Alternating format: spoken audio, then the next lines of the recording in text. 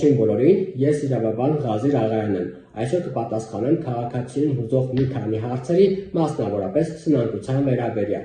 Այսպիսով, ինչ է սնանկությունը եւ ովքեր կարող են ճանաչվել սնանկ։ Սնանկությունը ֆիզիկական կամ իրավաբանական անձանց փաստացի անկարողություն է պարտադիր ամբողջ պարտքերը մարելու։ Սնանկ կարող են ճանաչվել այն անձինք, ովքեր ունեն պարտքեր, որը կազմում է 2 միլիոն դրամ եւ ավելի։ Արդյոք բանկերը օժանդակում են քաղաքացիներին իրենց պարտքերի մարման գործընթացում։ Այս հարցին կարող են պատասխանել իմ պրակտիկայից ելնելով, նշեմ, որ ոչ։ Ասեմ ավելին, չվճարված օրվա համար յուրաքանչյուր օր ավելանում է տոկոսներ տույժեր, որը ժամանակի ընթացքում դառնում է արդեն իսկ ահռելի մեծ գումար եւ քաղաքացիների համար գրեթե դառնում է անհնարին, որպեսզի կարողանան իրենց պարտավորությունները մարել։ Եվ այստեղ մնում է միայն կամավոր սնանկությունը, որը միակ օրինական ճանապարհն է, որպեսզի անձը կարող է ազատվել, օրինական ճանապարհով կարող է ազատվել ամբողջ պարտքերից։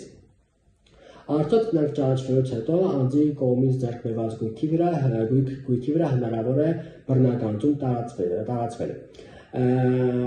Այս հարցի շուրջ կան բավականին տարածված միֆեր, նշեմ, որ ոչ։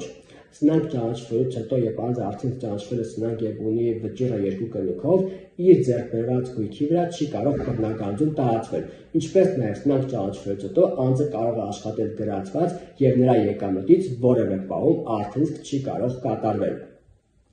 Ինչ նոր քայլեր է ձեռնարկում պետությունը քաղաքացիների ֆինանսական վիճակը բարելավելու համար։ Նշեմ, որ ներկայումս սնանկության շեղը 2 միլիոն դրամ է եւ շուտով ունենալու օրենսդրություն, համաձայն որի